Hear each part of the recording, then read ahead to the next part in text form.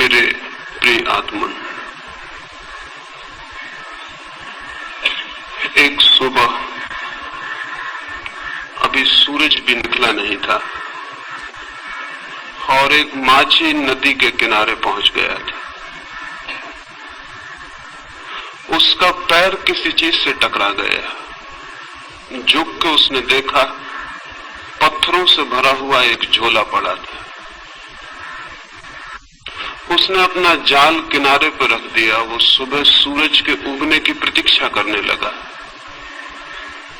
सूरज उग आए, वो अपना जाल फेंके और मछलियां पकड़े। वो जो झोला उसे पड़ा हुआ मिल गया था जिसमें वो एक एक पत्थर निकाल के शांत नदी में फेंकने लगा।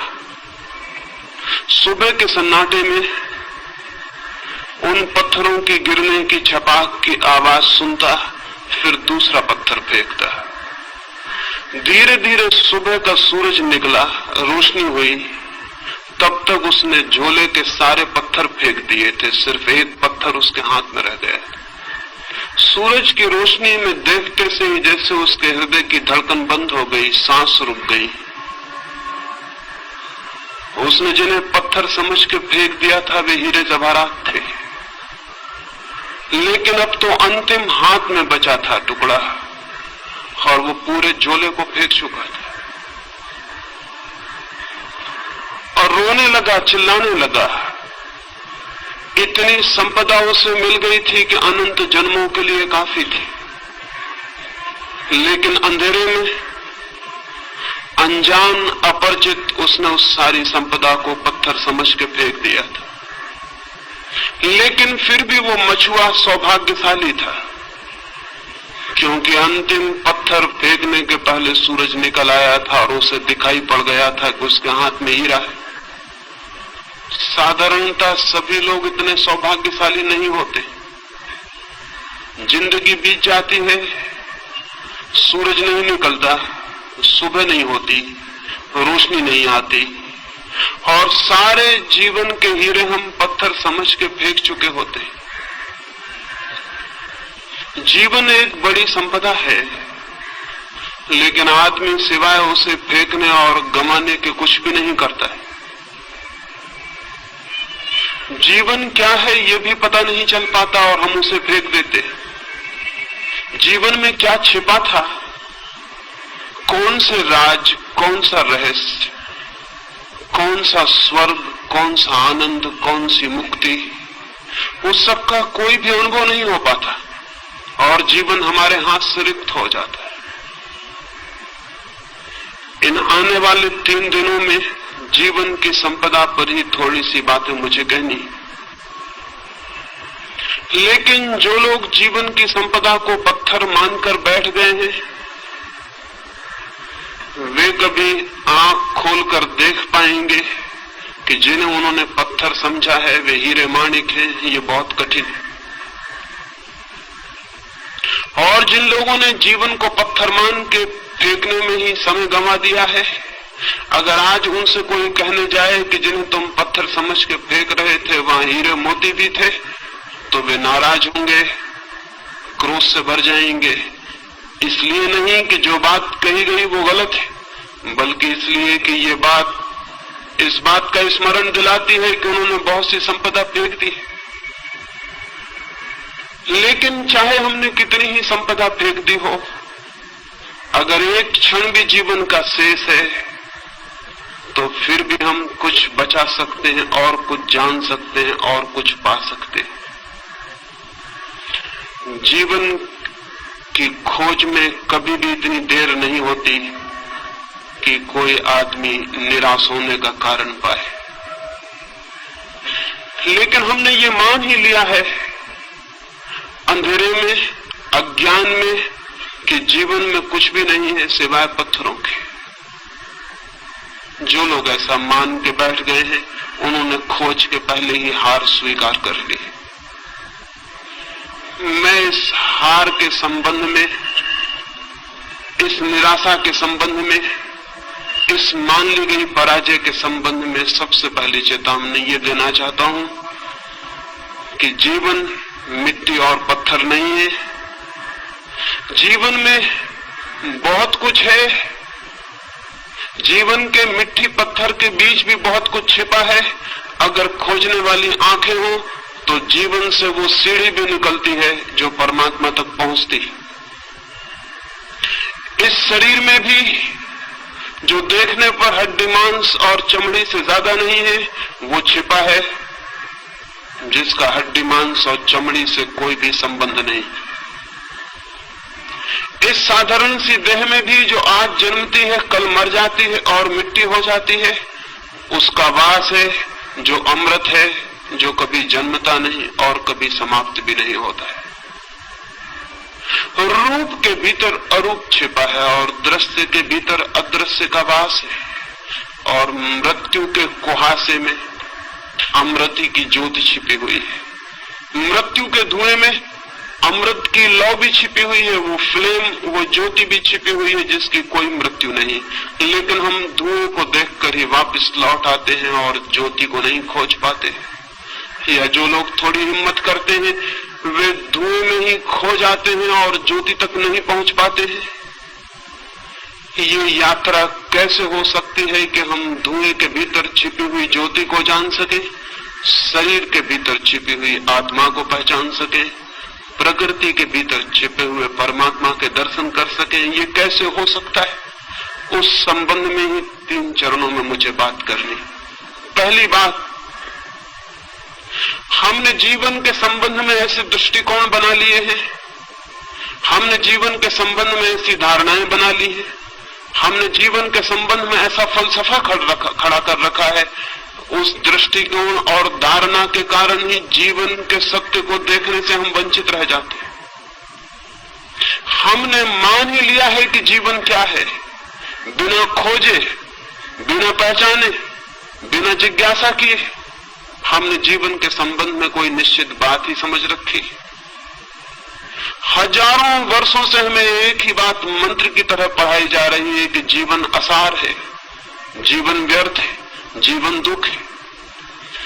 सम्मोहन की तरह हमारे प्राणों पर यह मंत्र दोहराया गया है कि जीवन व्यर्थ है, जीवन असार है, जीवन दुख है, जीवन छोड़ देने योग्य है। ये बात सुन सुन के धीरे धीरे हमारे प्राणों में पत्थर की तरह मजबूत होकर बैठ गई। इस बात के कारण जीवन असार दिखाई पड़ने लगा है, जीवन दुख दिखाई पड़ने लगा है। इस बात के कारण जीवन ने सारा आनंद, सारा प्रेम, सारा सौंदर्य खो दिया है। मनुष्य एक कुरूपता बन गया है, मनुष्य एक दुख का अड्डा बन गया है। और जब हमने ये मान ही लिया है कि जीवन व्यर्थ है, असार है, तो उसे सार्थक बनाने की सारी चेष्टा भी बंद हो गई हो तो आश्चर्य नहीं। अगर हमने ये मान ही लिया है कि जीवन एक कुरूपता है तो उसके भीतर सौंदर्य की खोज कैसे हो सकती? और अगर हमने ये मान ही लिया है कि जीवन सिर्फ छोड़ देने योग्य है, तो जिसे छोड़ ही देना है उसे सजाना, उसे खोजना, उसे निखारना, इसकी कोई भी जरूरत नहीं है। हम जीवन के साथ वैसा व्यवहार कर रहे हैं जैसा कोई आदमी स्टेशन पर विश्रामालय के साथ व्यवहार करता है, वेटिंग रूम के साथ व्यवहार करता है। वो जानता है कि क्षण भर हम इस वेटिंग रूम में ठहरे हुए हैं, क्षण भर बाद छोड़ देना है। इस वेटिंग रूम से प्रयोजन क्या है, अर्थ क्या है? वो वहां मूंगफली के छिलके भी डालता है, पान भी थूक देता है, गंदा भी करता है, और फिर भी सोचता है मुझे क्या प्रयोजन है, क्षण भर बाद मुझे चले जाना है। जीवन के संबंध में भी हम इसी तरह का व्यवहार कर रहे हैं। जहां से हमें क्षण भर बाद चले जाना है, वहां सुंदर और सत्य की खोज और निर्माण करने की जरूरत क्या है? लेकिन मैं आपसे कहना चाहता हूं, जिंदगी जरूर हमें छोड़ के चले जाना है, लेकिन जो असली जिंदगी है उसे हमें कभी भी छोड़ने का कोई उपाय नहीं। हम ये घर छोड़ देंगे, ये स्थान छोड़ देंगे, लेकिन जो जिंदगी का सत्य है वो सदा हमारे साथ होगा, वो हम स्वयं हैं। स्थान बदल जाएंगे, मकान बदल जाएंगे, लेकिन जिंदगी हमारे साथ होगी, उसके बदलने का कोई उपाय नहीं। और सवाल ये नहीं है कि जहां हम ठहरे थे उसे हमने सुंदर किया था, जहां हम रुके थे वहां हमने प्रीति कर हवा पैदा की थी, जहां हम 2 क्षण को ठहरे थे वहां हमने आनंद का गीत गाया था। सवाल ये नहीं है कि वहां आनंद का गीत हमने गाया था। सवाल यह है कि जिसने आनंद का गीत गाया था उसने भीतर आनंद के और बड़े संभावनाओं के द्वार खोल लिए। जिसने उस मकान को सुंदर बनाया था उसने और बड़े सौंदर्य को पाने की क्षमता उपलब्ध कर ली। जिसने 2 क्षण उस वेटिंग रूम में भी प्रेम के बिताए थे उसने और बड़े प्रेम को पाने की पात्रता अर्जित कर ली। हम जो करते हैं उसी से हम निर्मित होते हैं। हमारा कृत्य अंततः हमें निर्मित करता है, हमें बनाता है। हम जो करते हैं वही धीरे धीरे हमारे प्राण और हमारी आत्मा का निर्माता हो जाता है। जीवन के साथ हम क्या कर रहे हैं इस पर निर्भर करेगा कि हम कैसे निर्मित हो रहे हैं। जीवन के साथ हमारा क्या व्यवहार है इस पर निर्भर होगा कि हमारी आत्मा किन दिशाओं में यात्रा करेगी, किन मार्गों पर जाएगी, किन नए जगतों की खोज करेगी। जीवन के साथ हमारा व्यवहार हमें निर्मित करता है। ये अगर स्मरण हो तो शायद जीवन को असार व्यर्थ मानने की दृष्टि हमें भ्रांत मालूम पड़े, तो शायद हमें जीवन को दुखपूर्ण मानने की बात गलत मालूम पड़े, तो शायद हमें जीवन से विरोधी रुख अधार्मिक मालूम पड़े। लेकिन अब तक धर्म के नाम पर जीवन का विरोधी सिखाया गया है। सच तो यह है कि अब तक का सारा धर्म मृत्युवादी है, जीवनवादी नहीं। उसकी दृष्टि में मृत्यु के बाद जो है वही महत्वपूर्ण है, मृत्यु के पहले जो है वो महत्वपूर्ण नहीं। अब तक के धर्म की दृष्टि में मृत्यु की पूजा है, जीवन का सम्मान नहीं। जीवन के फूलों का आदर नहीं, मृत्यु के कुम्हला गए, जा चुके, मिट गए फूलों की कब्रों की प्रशंसा और श्रद्धा है। अब तक का सारा धर्म चिंतन करता है मृत्यु के बाद क्या है, स्वर्ग मोक्ष। मृत्यु के पहले क्या है उससे आज तक के धर्म को जैसे कोई संबंध नहीं रहा। और मैं आपसे कहना चाहता हूं मृत्यु के पहले जो है अगर हम उसे ही संभालने में असमर्थ हैं तो मृत्यु के बाद जो है उसे हम संभालने में कभी भी समर्थ नहीं हो सकते। मृत्यु के पहले जो है अगर वही व्यर्थ छूट जाता है तो मृत्यु के बाद कभी भी सार्थकता की कोई गुंजाइश, कोई पात्रता हम अपने में पैदा नहीं कर सकेंगे। मृत्यु की तैयारी भी इस जीवन में जो आज पास है, मौजूद है, उसके द्वारा करनी। मृत्यु के बाद भी अगर कोई लोक है तो उस लोक में हमें उसी का दर्शन होगा जो हमने जीवन में अनुभव किया है और निर्मित किया है। लेकिन जीवन को भुला देने की, जीवन को विस्मरण कर देने की बात ही अब तक कही गई। मैं आपसे कहना चाहता हूं जीवन के अतिरिक्त न कोई परमात्मा है, न हो सकता है। मैं आपसे ये भी कहना चाहता हूं जीवन को साध लेना ही धर्म की साधना है और जीवन में ही परम सत्य को अनुभव कर लेना मोक्ष को उपलब्ध कर लेने की पहली सीढ़ी। जो जीवन को ही चूक जाता है वो और सब भी चूक जाएगा, ये निश्चित है। लेकिन अब तक का रुख उल्टा रहा है। वो रुख कहता है जीवन को छोड़ो, वो रुख कहता है जीवन को त्यागो। वो ये नहीं कहता कि जीवन में खोजो, वो ये नहीं कहता कि जीवन को जीने की कला सीखो, वो ये भी नहीं कहता कि जीवन को जीने के ढंग पर निर्भर करता है कि जीवन कैसा मालूम पड़ेगा। अगर जीवन अंधकारपूर्ण मालूम पड़ता है तो वो जीने का गलत ढंग है। यही जीवन आनंद की वर्षा भी बन सकता है अगर जीने का सही ढंग उपलब्ध हो जाए। धर्म को मैं जीने की कला कहता हूं, वो आर्ट ऑफ लिविंग है। धर्म जीवन का त्याग नहीं, जीवन की गहराइयों में उतरने की सीढ़ियां हैं। धर्म जीवन की तरफ पीठ कर लेना नहीं, जीवन की तरफ पूरी तरह आंख खोलना है। धर्म जीवन से भागना नहीं, जीवन को पूरा आलिंगन में लेने का नाम है। धर्म है जीवन का पूरा साक्षात्कार। यही शायद कारण है कि आज तक के धर्म में सिर्फ बूढ़े लोग ही उत्सुक रहे हैं। मंदिरों में जाएं, चर्चों में, गिरजाघरों में, गुरुद्वारों में, और वहां वृद्ध लोग दिखाई पड़ेंगे। वहां युवा दिखाई नहीं पड़ते, वहां छोटे बच्चे दिखाई नहीं पड़ते। क्या कारण? एक ही कारण है, अब तक का हमारा धर्म सिर्फ बूढ़े का धर्म है, उन लोगों का धर्म है जिनकी मौत करीब आ गई, और अब जो मौत से भयभीत हो गए हैं और मौत के बाद के चिंतन के संबंध में आतुर हैं और जानना चाहते हैं कि मौत के बाद क्या है। जो धर्म मौत पर आधारित है वो धर्म पूरे जीवन को कैसे प्रभावित कर सकेगा? जो धर्म मौत का चिंतन करता है वो पृथ्वी को धार्मिक कैसे बना सकेगा? वो नहीं बना सका। 5000 वर्षों की धार्मिक शिक्षा के बाद भी पृथ्वी रोज अधार्मिक से अधार्मिक होती चली गई। मंदिर है, मस्जिद है, चर्च है, पुजारी है, पुरोहित है, सन्यासी है, लेकिन पृथ्वी धार्मिक नहीं हो सकी है और नहीं हो सकेगी, क्योंकि धर्म का आधार ही गलत है। धर्म का आधार जीवन नहीं है, धर्म का आधार मृत्यु है, धर्म का आधार खिलते हुए फूल नहीं है, कब्रें हैं। जिस धर्म का आधार मृत्यु है वो धर्म अगर जीवन के प्राणों को स्पंदित न कर पाता हो तो आश्चर्य क्या है? जिम्मेवारी किसकी है? मैं इन 3 दिनों में जीवन के धर्म के संबंध में ही बात करना चाहता हूं और इसलिए पहला सूत्र समझ लेना जरूरी है। और इस सूत्र के संबंध में आज तक छिपाने की, दबाने की, भूल जाने की सारी चेष्टा की गई है, लेकिन जानने और खोजने की नहीं। और उस भूलने और विस्मृत कर देने की चेष्टा के दुष्परिणाम सारे जगत में व्याप्त हो गए। मनुष्य के सामान्य जीवन में केंद्रीय तत्व क्या है? परमात्मा, आत्मा, सत्य नहीं।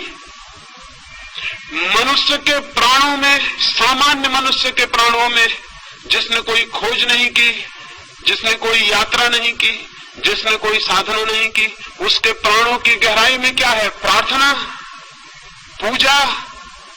नहीं, बिल्कुल नहीं।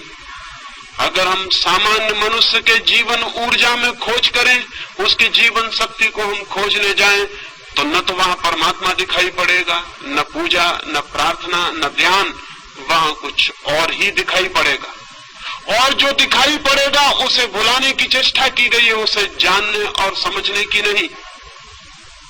वहां क्या दिखाई पड़ेगा? हम आदमी के प्राणों को चीरें और फाड़ें और वहां खोजें, आदमी को छोड़ दें।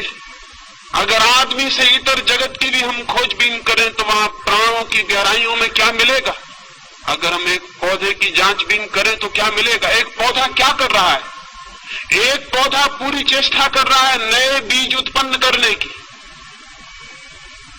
एक पौधे के सारे प्राण, सारा रस नए बीज इकट्ठे करने, जन्मने की चेष्टा कर रहा है। एक पक्षी क्या कर रहा है? एक पशु क्या कर रहा है? अगर हम सारी प्रकृति में खोजने जाएं तो हम पाएंगे सारी प्रकृति में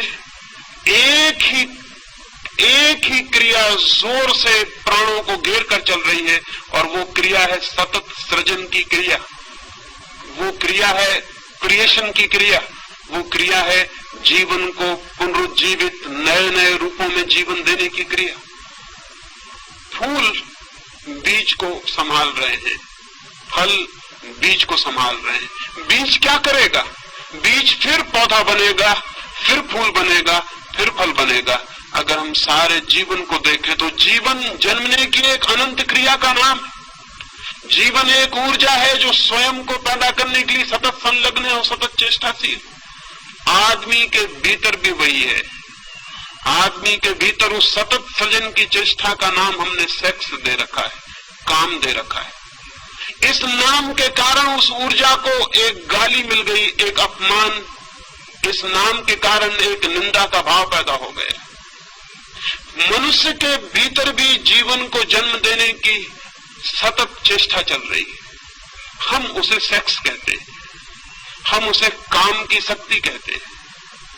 लेकिन काम की शक्ति क्या है? समुद्र की लहरें आकर टकरा रही हैं, समुद्र के तट से हजारों लाखों वर्षों से लहरें चली आती हैं, टकराती हैं, लौट जाती हैं, फिर आती हैं, टकराती हैं, लौट जाती हैं। जीवन भी हजारों वर्षों से अनंत अनंत लहरों में टकरा रहा है। जरूर जीवन कहीं उठना चाहता है। ये समुद्र की लहरें, जीवन की ये लहरें कहीं ऊपर पहुंचना चाहती हैं, लेकिन किनारों से टकराती हैं और नष्ट हो जाती हैं। फिर नई लहरें आती हैं, टकराती हैं और नष्ट हो जाती हैं। ये जीवन का सागर इतने अरबों वर्षों से टकरा रहा है, संघर्ष ले रहा है, रोज उठता है, गिर जाता है। क्या होगा प्रयोजन इसके पीछे? जरूर इसके पीछे कोई बृहत्तर ऊंचाइयां छूने का आयोजन चल रहा है। जरूर इसके पीछे कुछ और गहराइयां जानने का प्रयोजन चल रहा है। जरूर जीवन की सतत प्रक्रिया के पीछे कुछ और महानतर जीवन पैदा करने का प्रयास चल रहा है। मनुष्य को जमीन पर आए बहुत दिन नहीं हुए, कुछ लाख वर्ष हुए। उसके पहले मनुष्य नहीं था, लेकिन पशु थे। पशुओं को आए हुए भी बहुत ज्यादा समय नहीं हुआ। एक जमाना था कि पशु भी नहीं थे, लेकिन पौधे थे। पौधों को आए भी बहुत समय नहीं हुआ। एक समय था कि पौधे भी नहीं थे, पत्थर थे, पहाड़ थे, नदियां थी, सागर था। पत्थर, पहाड़, नदियों की वो जो दुनिया थी, वो किस बात के लिए पीड़ित थी? वो पौधों को पैदा करना चाहती थी। पौधे धीरे धीरे पैदा हुए, जीवन ने एक नया रूप लिया, पृथ्वी हरियाली से भर गई, फूल खिले। लेकिन पौधे भी अपने में तृप्त नहीं थे, वे सतत जीवन को जन्म देते रहे। उनकी भी कोई चेष्टा चल रही थी। वे पशुओं को, पक्षियों को जन्म देना चाहते थे। पशु पक्षी पैदा हुए। हजारों लाखों वर्षों तक पशु पक्षियों से भरा हुआ था ये जगत, लेकिन मनुष्य का कोई पता न था। पशुओं और पक्षियों के प्राणों के भीतर निरंतर मनुष्य भी निवास कर रहा था, पैदा होने की चेष्टा कर रहा था। फिर मनुष्य पैदा हुआ। अब मनुष्य किस लिए है? मनुष्य निरंतर नए जीवन को पैदा करने के लिए आतुर है। हम उसे सेक्स कहते हैं, हम उसे काम की वासना कहते हैं, लेकिन उस वासना का मूल अर्थ क्या है? मूल अर्थ इतना है, मनुष्य अपने पर समाप्त नहीं होना चाहता, आगे भी जीवन को पैदा करना चाहता। लेकिन क्यों? क्या मनुष्य के प्राणों में मनुष्य से ऊपर किसी सुपरमैन को, किसी महामानव को पैदा करने की कोई चेष्टा चल रही? निश्चित ही चल रही। निश्चित ही मनुष्य के प्राण इस चेष्टा में संलग्न है कि मनुष्य से श्रेष्ठतर जीवन जन्म पा सके, मनुष्य से श्रेष्ठतर प्राणी आविर्भूत हो सके। नीत्शे से लेकर अरविंद तक, पतंजलि से लेकर बर्ट्रैंड रसल तक, सारे मनुष्यों के प्राणों में एक कल्पना, एक सपने की तरह बैठी रही कि मनुष्य से बड़ा प्राणी कैसे पैदा हो सके। लेकिन मनुष्य से बड़ा प्राणी पैदा कैसे होगा? हमने तो हजारों वर्ष से इस पैदा होने की कामना को ही निंदित कर रखा है। हमने तो सेक्स को सिवाय गाली के आज तक दूसरा कोई सम्मान नहीं दिया। हम तो बात करने में भयभीत होते हैं। हमने तो सेक्स को इस भांति छिपा के रख दिया है जैसे वो है ही नहीं, जैसे उसका जीवन में कोई स्थान नहीं है। जबकि सच्चाई ये है कि उससे ज्यादा महत्वपूर्ण मनुष्य के जीवन में और कुछ भी नहीं, लेकिन उसको छिपाया है, उसको दबाया है।